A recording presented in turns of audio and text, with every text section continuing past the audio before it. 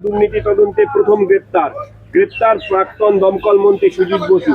পরিবর্তনের সরকারকে তাহলে প্রাক্তন দমকল মন্ত্রীকে দিয়ে স্বচ্ছতা অভিযান শুরু করলো। কোনো ব্যক্তি আমাদের কাছে গুরুত্বপূর্ণ নয়, পুরো দুর্নীতি হয়েছে 15 বছর ধরে, সেই ত্রিফলা থেকে আরম্ভ করে তা তদন্ত হবে। মানুষের এটা অধিকার আছে, তাদের টাকা যারা চুরি করেছে তাদেরকে শাস্তি দেওয়ার আর অধিকার আছে। সেই জন্য সরকার এসছে, সরকারের দায়িত্ব দুর্নীতিবাজদেরকে আইনের সামনে নিয়ে আসা। প্রশাসন সেই কাজটা করবে, আইন তাদেরকে সাজা দেবে।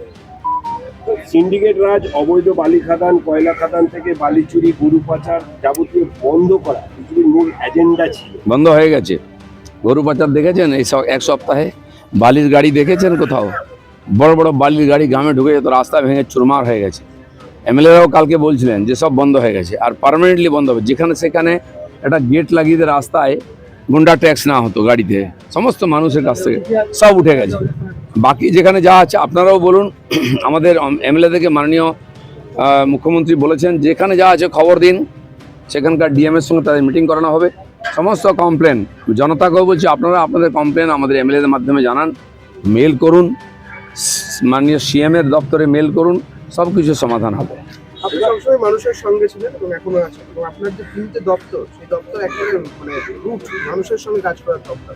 পার্টি হয়তো তাই ভেবেছে যে আমি মানুষের সঙ্গে কাজ করতে ভালোবাসি, তাই আমাকে দপ্তর দেওয়া হয়েছে যাতে আমি মাঠে ঘাটে ঘুরতে পারি। ঠান্ডা করে বসে কাজ করার লোক আমি নই। জেড প্লাস তুলে নেওয়া হলো অভিষেক বন্দ্যোপাধ্যায় কেন্দ্রীয় স্বরাষ্ট্রমন্ত্রকের নিয়ম মেনে, এবং তাহলে কি নিয়ম ভেঙে পিসির ক্ষমতায় এতদিন বাড়তি নিরাপত্তা ভোগ করছিলেন অভিষেক? সবই নিয়ম ভেঙে। কেন ওখানে জেড প্লাস হবে? কেন এই রাস্তা বন্ধ হবে? আজ ওখানে লোক যাতায়াত করছে খুশি, ওখানে বাস চলতো, বাস বন্ধ করে দেওয়া হয়েছে একাধিক, সেগুলোও চালু হবে। সাধারণ মানুষ সবাই কমন ম্যান, আর ওদের শত শত নেতার বাড়িতে পুলিশ পাহারা দেয়। কেন? কালো টাকা পাহারা দেবে পুলিশ? সাধারণ মানুষের সুরক্ষা নেই। এগুলো সব বন্ধ হবে। মহিলাদের পয়লা জুন থেকে বাসের ভাড়া লাগছে না, সরকারি বাসের ভাড়া লাগবে না, কিন্তু তারা বলছেন যে সরকারি বাসের সংখ্যাও তো অনেক কম, তাহলে কি বাড়বে? সরকার যে বাস চালাচ্ছে আপাতত সেখানে সুবিধা পাবেন। পরবর্তীকালে ট্রান্সপোর্ট মন্ত্রী হবেন, তিনি ভাববেন, দেখবেন, বুঝবেন, সিএমের সঙ্গে কথা বলবেন বাস চালানোর দরকার কিনা, কোন রুটে। সিএম দেখলাম আগের সরকারের সময় এমএলএরা বলতো যে ডোমজুর থেকে আমাকে আসতে অসুবিধা, একটা বাস দিন, তো এমএলএর জন্য বাস দেওয়া হলো। বাসের ভাড়া উঠতো না, পোষাতো না, আবার দু মাস পরে সে বাস বন্ধ হয়ে যেত। অনেক দেখেছি আমরা। বড় বড় করে সেখানে উদ্বোধন হতো, পয়সা খরচা করে, কি অমুক বাস হলো, তারপরে 2 মাস পরে দেখা যাচ্ছে বাসটা আর নেই। এরকম স্টান্টবাজির পলিটিক্স আমরা করবো না।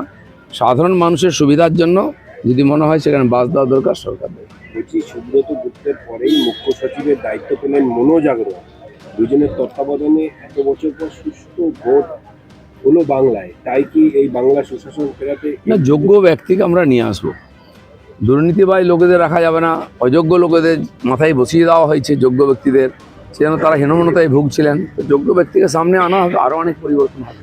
বাড়ির মধ্যে আবার সুড়ঙ্গ, বহুমূল্য আসবাবপত্র হাওড়ার যে অরূপ রায়, তার ঘনিষ্ঠ তৃণমূল নেতা শামীম আহমেদের বাড়িতে 15 বছরের লুটের তাহলে সুড়ঙ্গের ক্ষেত্রে সঞ্চয় করতে শিবপুর থানার পুলিশ গেছে। সুড়ঙ্গ দেখবেন, গুহা দেখবেন, ঘরের মধ্যে আলমারি দেখবেন, টাকা ভর্তি, এগুলো সব বেরোবে আস্তে আস্তে।